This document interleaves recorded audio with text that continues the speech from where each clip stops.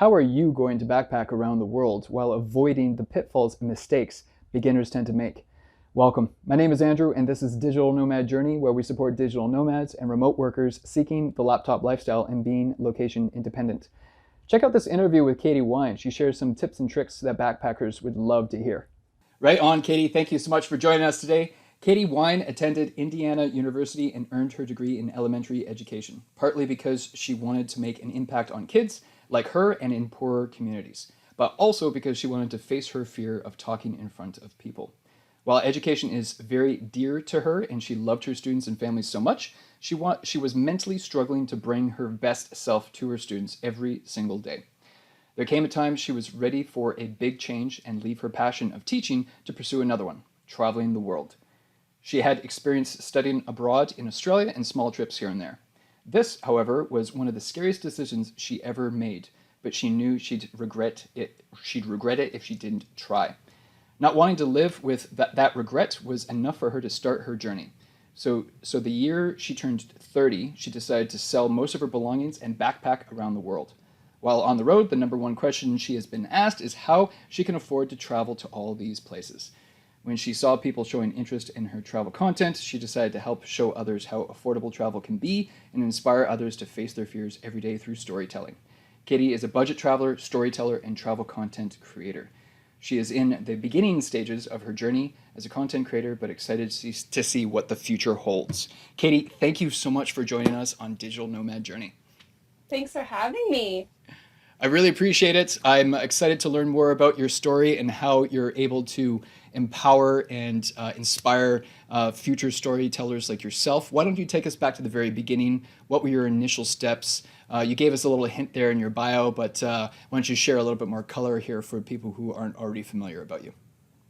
Yeah, I was living in Indianapolis. That's where I was born and raised for 30 years. And my last year of teaching, my mindset had shifted. And I don't know how to always describe it in words, but I just, like I had stated before, I had a hard time bringing my best self to my kids every single day. And traveling was in the back of my mind. I had just finished a trip in Turkey and Greece the summer before, and that I just had a really big push inside me that, I just decided that I was going to finally do this. And I let my principals know I was not going to be attending the school next year and that I was going to pursue traveling.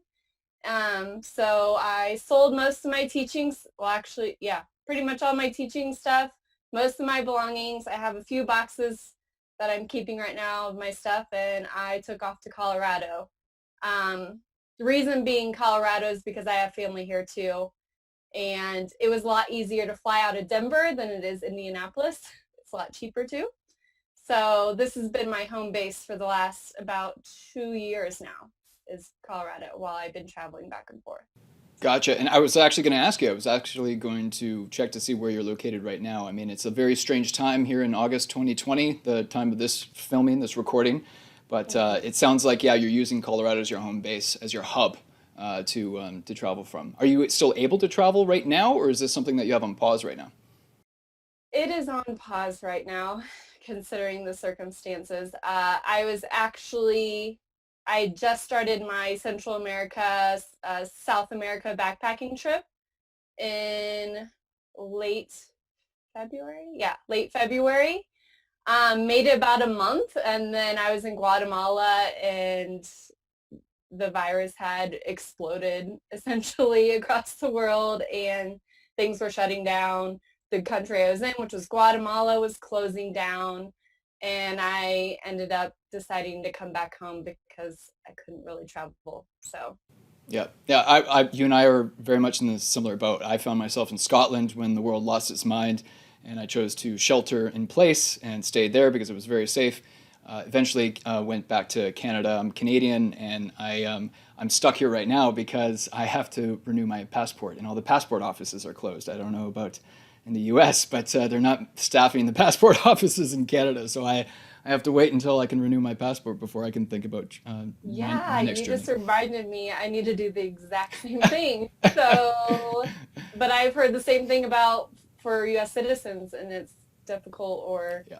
to get a passport renewed right now. So, It's difficult timing, but it's these kinds of tasks that any digital nomad or remote enthusiast should be thinking about right now when our options are somewhat limited, right? So right now is the perfect time to be doing your homework, watching YouTube videos like this, or reading books, listening to podcasts, and getting your passport, getting your documents in order, making sure that these things are ready to rock and roll when the borders start opening and airlines are more flexible with their routes once again. So why don't you let us know if there was anything you wish you knew before transitioning to this remote working and living lifestyle? Is there one thing that if you could grab a hold of your younger self before you sold your belongings and hit the road, what is one thing that you wish you was aware of before you started?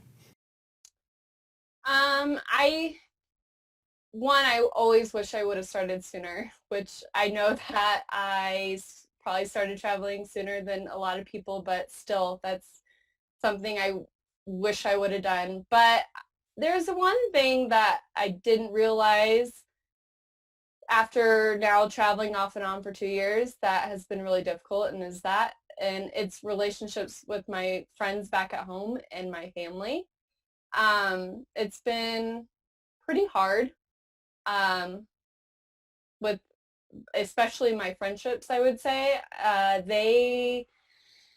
It's just, I thought in the back of my mind that, oh, I'm going to stay friends with all these people that I've been friends with for years, like people I had grown up with. And really a lot of those friendships have kind of just, what's the word I'm looking for? Kind of just fell apart. But, as a positive, I've gained new friendships, a lot of them being around the world. So that's been wonderful too. So, I think that's an organic and natural course of life. Certain friendships, yeah, like you said, fall apart or just dissolve because they ran their course. They ran their course. mhm. They have different life goals and aspirations, and you want to live more of a remote lifestyle. You're going to naturally gravitate more towards other backpackers and storytellers like yourself, and spending more quality time with these new relationships. So I can understand that very much. I think everyone goes through that when they transition to this remote lifestyle. I think another thing I'm realizing that I didn't say out loud was being that I'm from Indiana. Most of the people I know, family, friends, whoever, their idea of traveling is very different from me, How so? and that they're the, a lot of trips, if they're going to go to abroad, is Mexico. Like, it's not a backpacking journey. It's not going to Southeast Asia or, maybe Australia or something. And I think there's like a very different perspective on how we want to travel and the ways we travel compared to people I've met on the road versus back at home. And they don't always understand why I'm doing what I'm doing. So being that I don't meet a lot of people who are backpackers from Indiana or even the Midwest even. So it's just very different. I pick up where you're laying down there. Yeah, I agree with you. I think a lot of people in various parts of the world are born and raised in their bubble, and they know their bubble really well. And maybe, yeah, maybe they'll choose Mexico because it's perhaps the stereotypical go-to vacation destination that most people in that part of the world would pick, right? But maybe I think you were just alluding to or highlighting the fact that you don't want to do the beaten path. You want to break off and do something different Exactly. and experience something new, right? Okay. Is there a one top tip that you would like to share new backpackers specifically? You're actually the first backpacker that I've had on the YouTube channel. So once again, thanks for being here with us. Is there a tip that you can share for backpackers specifically? I understand that perhaps maintaining friendships was perhaps a challenging aspect and something you didn't know ahead of time going into this. But is there a tip that would help improve someone's chances of success? Um, as a budget backpacker or more of like a digital nomad? But I'll take either. But it sounds like you really know how to rock the budget backpacker, and I'm really keen on learning more about that. Well, I think this tip might apply for both, and that's just being able to network with people and meet people. And one big tip I always tell people who want to travel who think it's too expensive is stay in hostels. And I know there's this big thing about, well, hostels are dirty or they're dangerous or they're not safe. I remember my mom even saying something about the movie Hostel, which I don't know if you or anyone else has seen, but it's a scary movie. Pretty much, it ends very badly for these backpackers. So, and that's like the perspective on hostels. And hostels are so not that. They're like you meet so many amazing people just like yourself from all around the world who are just looking to have a good time, experience new things, new cultures around the world. And not only do you meet all these great people, it's, not hard on the bank account either. Like it's very affordable to stay in hostels.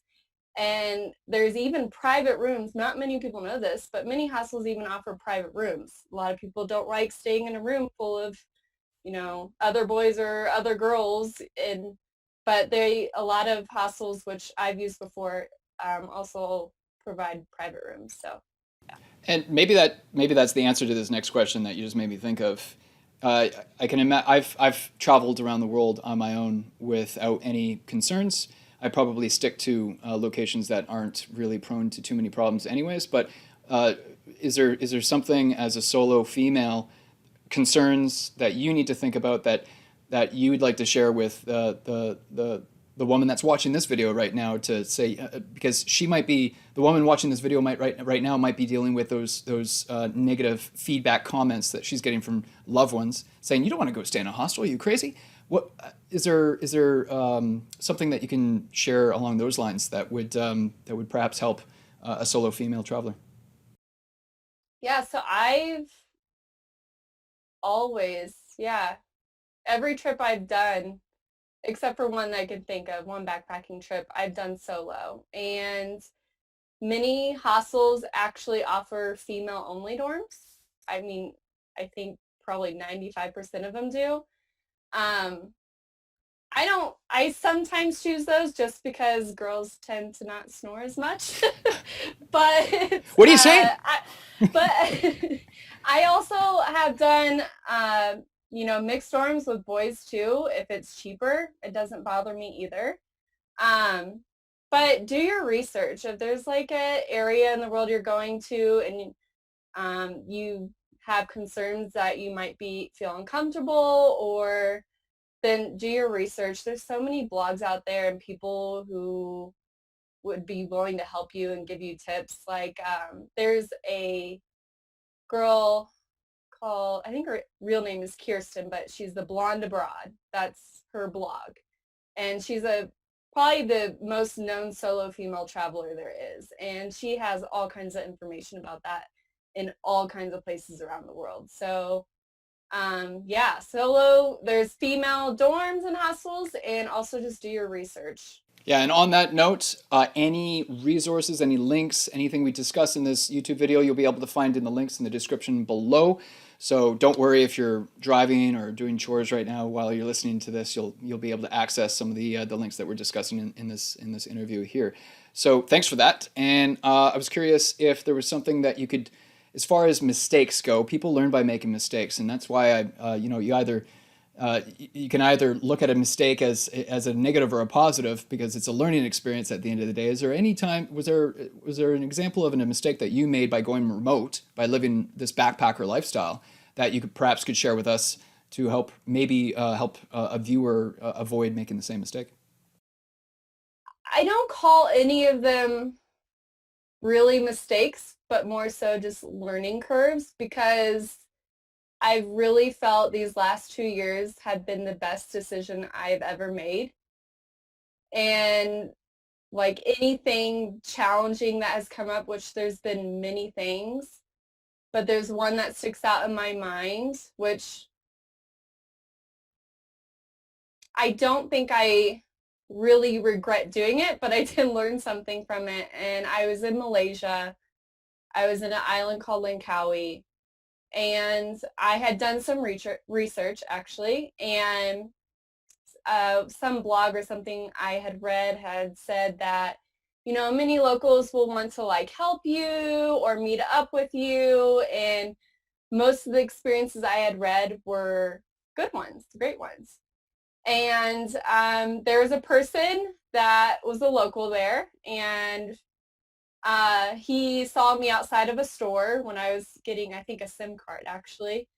And he offered to like, kind of show me around Linkawi, and I was a little hesitant. So I was like, I don't know about this. So I talked to someone else in the hostel about it, and they're like, you do whatever feels comfortable. And I was like, well, I'm going to meet them in a public place. So we did that. We met at a bar, and it was fine. He was very kind. But then as the night progressed and we had went to a couple other places, it started feeling really uncomfortable. That person was kind of just really pushing it, a little touchy-feely, and I was like, okay, I'm out of here. I'm leaving. And I don't know if I'd call that a mistake, but I definitely learned something from it. But most of my experiences, after all I've done, traveling, all the places I've been, that is the only thing that has ever made me super uncomfortable.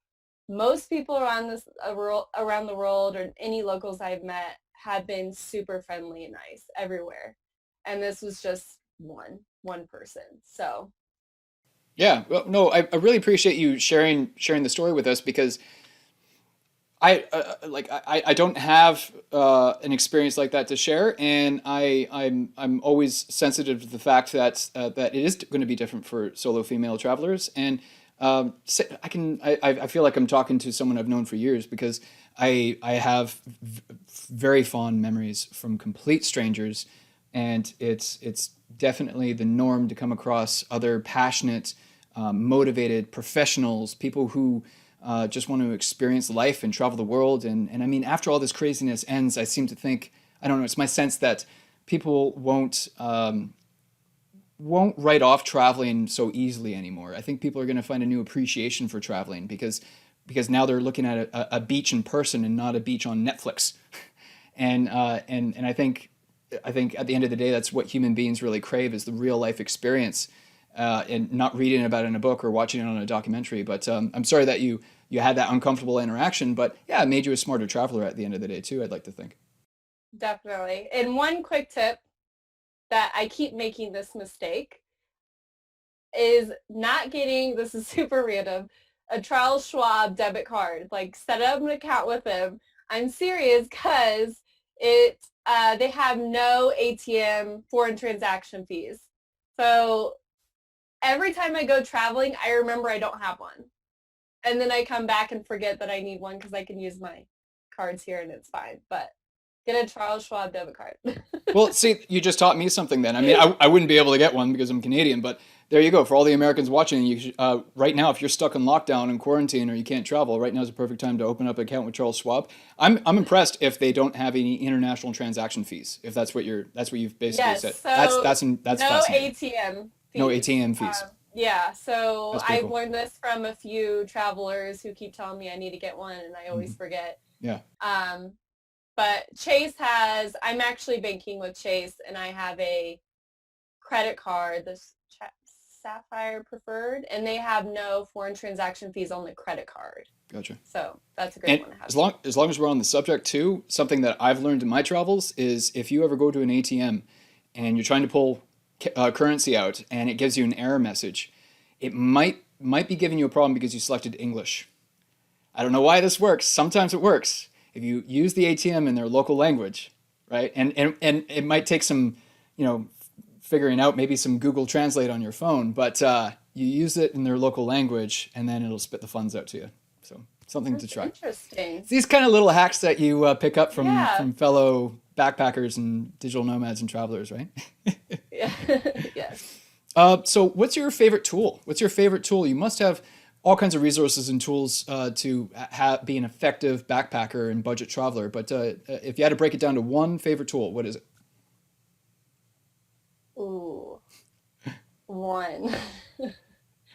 I got like five sitting right next to Give me. me the five. Give me the five. So for flights, I always start with Skyscanner to find the most, affordable flight, but it also has some nice features where you can look at a whole month to see where the cheapest stay is to fly. Or you can search from wherever your hometown is to anywhere in the world to see what the best price is. So Skyscanner, Hostel World is something I always use because I always stay in hostels. I also, it's hard to choose one, but so Uber, we have Uber here. I don't know if Uber's in Canada. Is that? I've never. Okay. But there's usually something like that in in a lot of the countries I've been to anyway. So there is something called Gojek. Is it in Thailand or no? Somewhere in Southeast Asia, or Grab in Thailand. There's a lot of apps like that that's more affordable to use for transportation. So, do you have a favorite podcast or YouTube channel or book or influencer? Or because I'm a bit of a lifelong student, I like to think of myself a lifelong student. I often am listening to an audiobook or reading a book or listening to podcasts. I would say my top two go-to with travel is Nomadic Matt and The Blonde Abroad. Nomadic Matt, if you haven't heard of him, is a all about budget travel. Has anything and everything about budget travel, and he's been doing this for years. So if I have a question about budget travel on how to, get cheaper airfare or anything, he's usually my go-to. Um, Also the Blonde Abroad because she's a solo female traveler. So if there's something more solo female travel related I want to question to, she's the person I always look up. But something kind of non-travel related, I love Gary Vee and I love Jay Shetty. I follow them on Instagram. I follow them on Twitter. I listen to Gary Vee podcasts a lot. That's kind of what I've been into in the last month, I would say. So Yeah, me too. Big fan. Big fan. And yeah, I love his overall messaging and everything that he represents. And I've been following Nomadic Matt for a long time too. So I love asking those questions because I do notice a pattern every time I ask that question. But there are certain go-tos that everyone likes. And it's good to have experts that you trust. And these people work very hard to protect their brand and provides the very best information. And it's important. So if you're enjoying this YouTube video, make sure you smash that like button and subscribe to the channel for more content like this. I'm absolutely obsessed, as long as we're on the subject of sharing the very best information and tips and tricks and hacks and all these things that are digital nomad or remote worker or backpacker based. I appreciate you, and I hope you come back to the channel for more content like this. So moving on here, Katie, have you seen or felt any pushback? I don't know if, about you, but I certainly have loved ones in my life that are definitely not too fond of me traveling so much as I do, especially during COVID times. Lots of people are saying to stay safe, and of course we always are very safe. But sometimes our loved ones think that what we're doing is really very risky, and I'm sure you've had to tell people in the past about your backpacking and probably had to overcome a lot of objections. And I was wondering if you could maybe share a little bit of color on that. yeah, so obviously the pandemic has not been great on me trying to travel right now. My plan was still to be in possibly South America at this point, but I am not there. I know that like things have opened up into Mexico, but getting into another, crossing a border into another country, it's just too hard right now, and most of them probably aren't even letting us in. But definitely my mom, she is gets concerned about me traveling. Um, like I said, that Hostel movie that I referred to in the beginning, that's kind of what she imagines in her head, and it's not like that at all. But I mean, she's very supportive, but she does worry a lot. Like she's happy that I'm doing what I want to do and what I love, but she does ask a lot of questions that, concerns her when I'm traveling. So And that's fair, and that's fair. But that's why I always like to ask that question too, because we all come across those loved ones that are challenging our mindset and our perspective.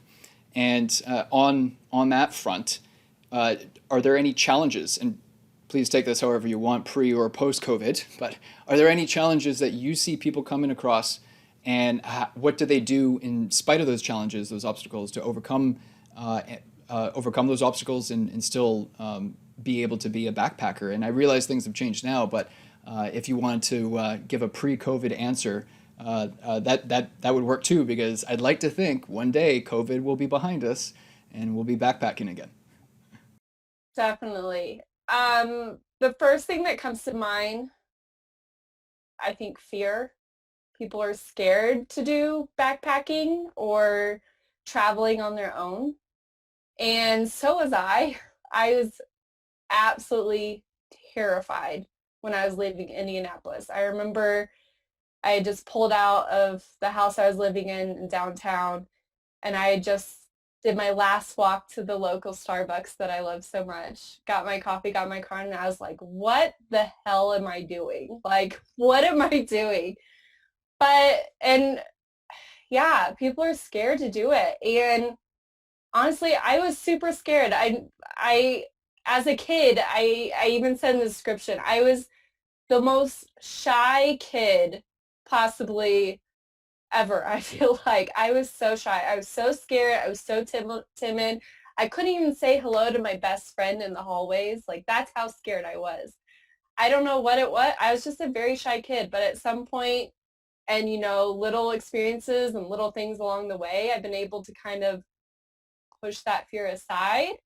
And I think other people can too. They just got to acknowledge, hey, this is scary, but I'm going to do it anyway. So, and so fear, and I would say that it's too expensive to travel. And traveling doesn't have to be expensive at all. Okay, so in Thailand, I was staying in Koh Tao, and I had gotten like some kind of milkshake, I think maybe pad thai dish, and I think a little dessert even. And I think it was under like $5. Like, little things that I've shown like that along the way. It doesn't have to be expensive. There's things you can do that, because places like Thailand have places for tourists, but don't go where the tourists go. Go where the locals go, because it's going to be a lot cheaper. So Yeah, I've come across many experiences like that too, where yeah, you find that little hole in the wall kind of locals kind of place, and it's the prices are super affordable. Out of curiosity, do you get travel insurance? Do you worry about that side of things? Some people do, some people don't. I noticed whenever I've had to go visit a hospital, I used to have to get these allergy shots. I was in Mexico and they charged me $2. It was super cheap. So in certain respects, I actually do get travel insurance, but I'm actually less concerned about it because, well, the medical bill wouldn't be like it would be in the States. I feel like, okay, so I did in the beginning when I first started backpacking, but slowly, now that I need to knock on wood for this, so it doesn't actually happen to me. But I mean, I was paying for it and I wasn't needing it. And I had always kind of explained in my head, well, if someone steals all your stuff, you probably need a new GoPro anyway. It's not worth that much money. I only have this small backpack I take with me. But for health related reasons, I probably definitely should get it just in case some freak accident happens. Um, but I usually do not. But Yeah. I probably Oh, should. it's a personal question, personal circumstances. It depends on a lot of factors and your variables, how financially stable someone is, what the risk tolerance is. I mean, the whole point of insurance is to transfer that risk away from you, right? But like I said, some of these places I've traveled to, the medical system is super cheap, very cheap and affordable. So it's not it's not like as a Canadian, I can tell you I would never travel to the U.S. without travel insurance because I've heard the horror stories. I've seen what's happened to people with the medical bills, right? And although I did have to go to the hospital once in Boston, and they had like some foreign. Oh, their hospital in Boston is amazing. I injured myself in the gym and they had some foreigner program. I can't even remember what it was called, and they took all my information. Never got a bill. Never got a bill. So Boston, you guys rock. That's awesome. I guess if I get hurt, I'm going to Boston. Well, you're not a foreigner though, so I don't know. I don't know what they're gonna do with you, but for foreigners, they cut you some I've slack. never heard of that, so now I feel like I got to go to Boston just in case. We all have our own unique experiences and our own journey, and one thing that I'd love to touch on is there a low point in your journey? Just really quickly, I was motivated to become a digital nomad and travel the world because I was at a low point in my life, and that's what prompted me to start booking these one-way tickets. And I'm so grateful. I'm so happy that I had the courage to do that. So, do you have a low point in your journey? Do you?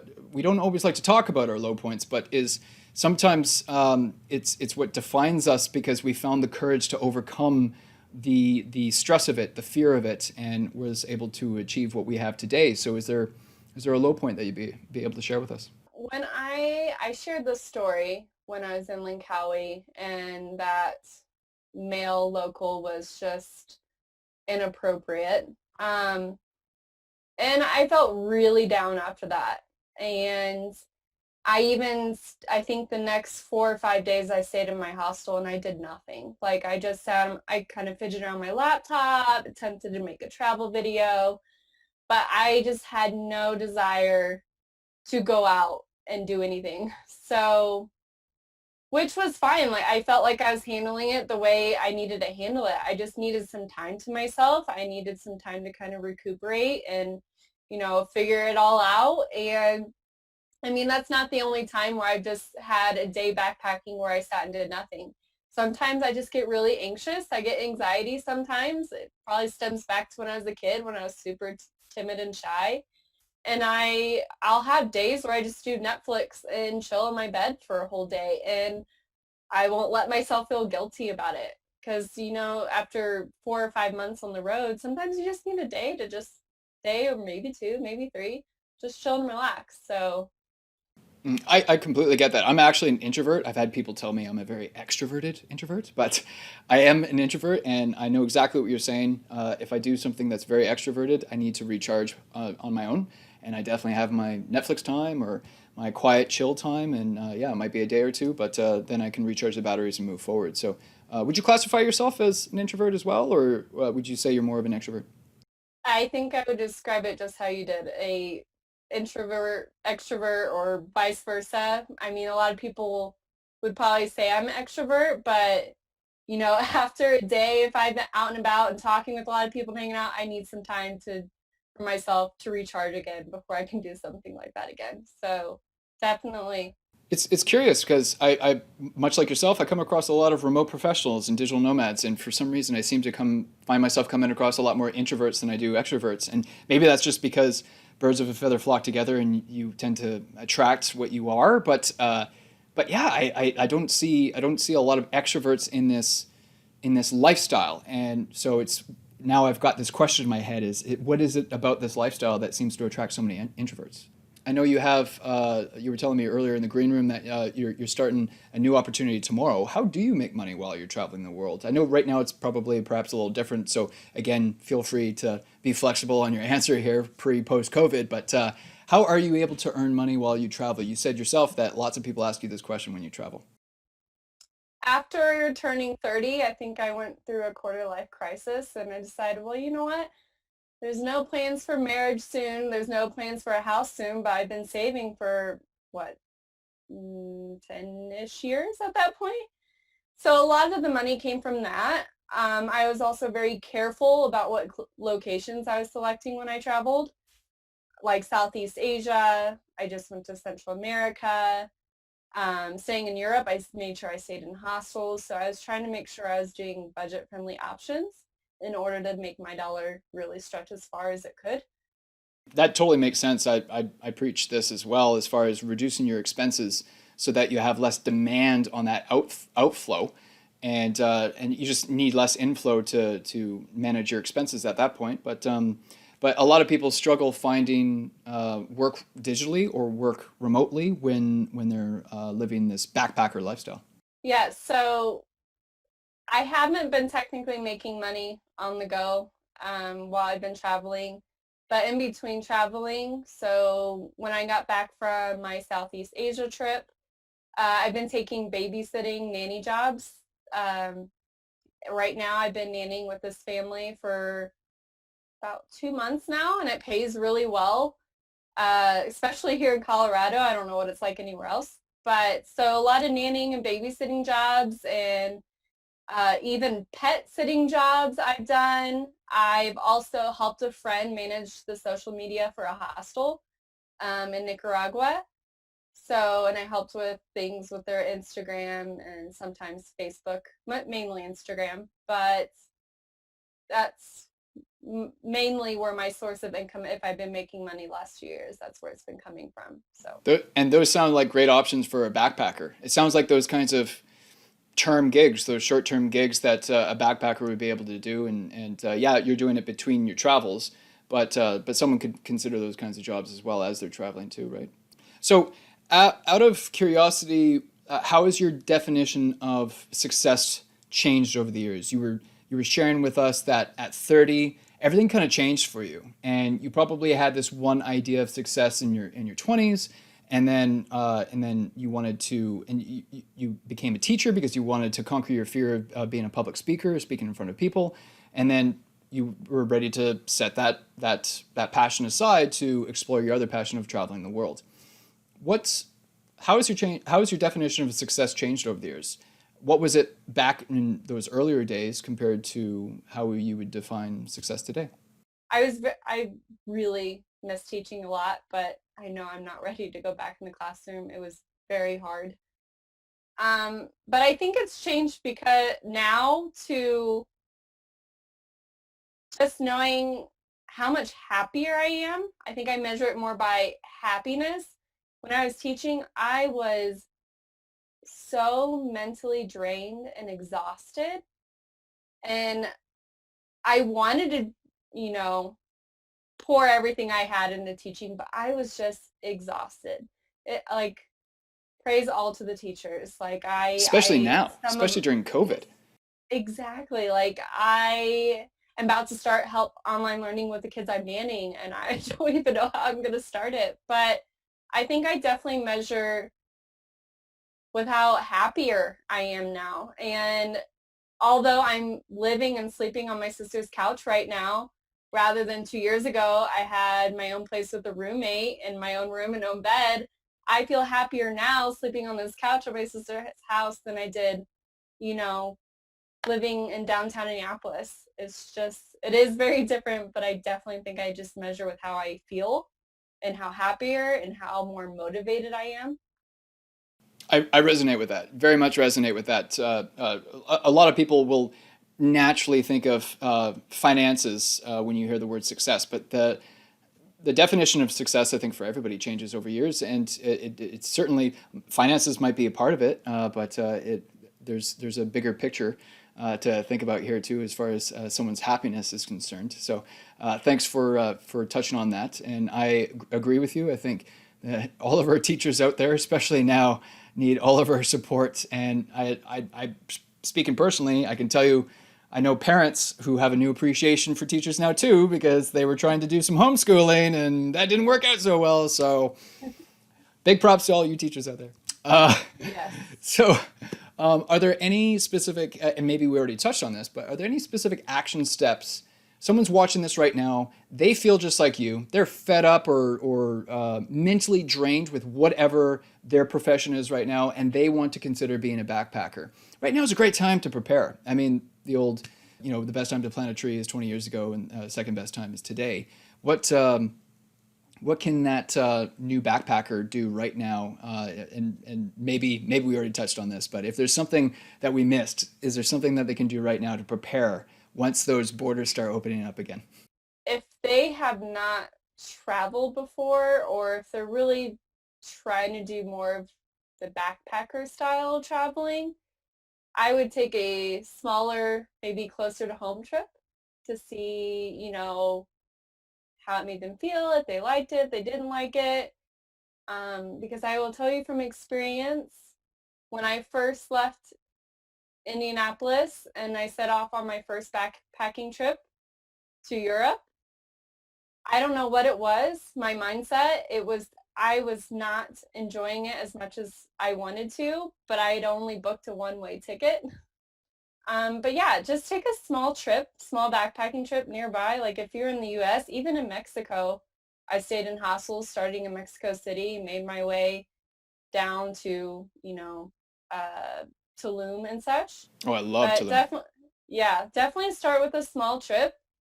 Um, maybe a week, maybe not even a week, depending on how far it is.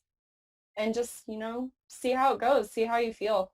Yeah, no, that makes a lot of sense. Yeah, maybe dip your toe in the water before you jump in with both feet to see how it feels. Yeah, so I'm going to share a few of those tips that I've written down for you guys. So one way to help save money is do the local transport. And yes, that can be the buses. Yes, that can be the trains, but also places like the Philippines, they have something called jeepneys. That is local transport that's very popular to use, or you can use chicken buses.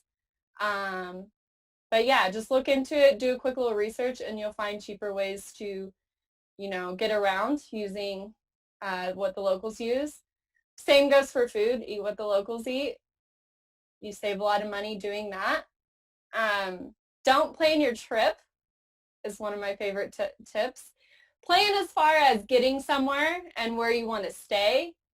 But then after that, just, let it flow, let it be. I love just getting to a new hostel, meeting people and making friends and planning trips. Like I've met people in somewhere in Bali and we ended up traveling for a month together. There's like 5 or 6 of us and it was amazing. Uh, go to McDonald's, which is also probably kind of weird when you first think about it. But like, why would you go to McDonald's if you're in the middle of the Philippines or, in Germany? But it's actually really, really interesting because if you go, you might get a little taste of what their food culture is because the menu items change. They might still have the main ones like the Big Mac or something, but some of the menu items change and it's just something different that a lot of people don't think about. Do free walking tours. I do free walking tours anywhere and everywhere I go if it's available. A lot of people think, well, if a paid version, maybe I found on TripAdvisor might be better if it's a paid one, but I tend to find the free ones better because they work for tips. So I feel like the information and the experience they give you, they're going to work hard to make it, the best that it can be because they want a good tip. That's awesome. Thank you. I'm not familiar with all those tips, so I think I'm going to have to deploy some of those the next chance I get too. Thank you so much. So, one question I really enjoy asking to wrap things up here is not all heroes wear capes. And I think I already have an idea of the individual, the person that you are looking to help. But if you had to just quantify that for us right now, if you had to explain to us who you want to be a hero to, who is the person you want to help with budget travel and all of this travel content they're going to be creating in the coming months and years, who is that person you wish to be a hero to? Anyone who really wants to travel or has this destination in mind, whether it's Paris or whatever, that really wants to travel but feels like it's too expensive or they're too scared to do it on their own. I feel like that is the ideal person I want to help and push to make it happen. Awesome. Thank you. And Katie, how can people reach you online? How can people connect with you? I feel like I'm on all the major platforms. You'll find me on Instagram. That's probably where I'm most present. And Twitter and Facebook. It's just Katie Wine. I think you actually are going to be putting the handle in somewhere. But I would say definitely Instagram is probably the main platform I'm using, but I try to do all the others as well. Awesome. Yeah, and that's where you and I originally connected on Instagram as well. So I will make sure to include all of those links in the description below. Once again, Katie, thank you so much for joining us in Digital Nomad Journey. Yes, thank you for having me. Right on. And so don't forget to like this video if and subscribe to the channel if you want more content like this. I'm obsessed with getting the very best guests on board with the channel and spreading the best tips and tricks to be a backpacker, a digital nomad, or a remote professional. I'm obsessed to learn the very best strategies that I can. And if you like this video, you might want to check out these videos that YouTube algorithm is showing you as well, because they might be helpful as well. Own the day, make it yours. Take care.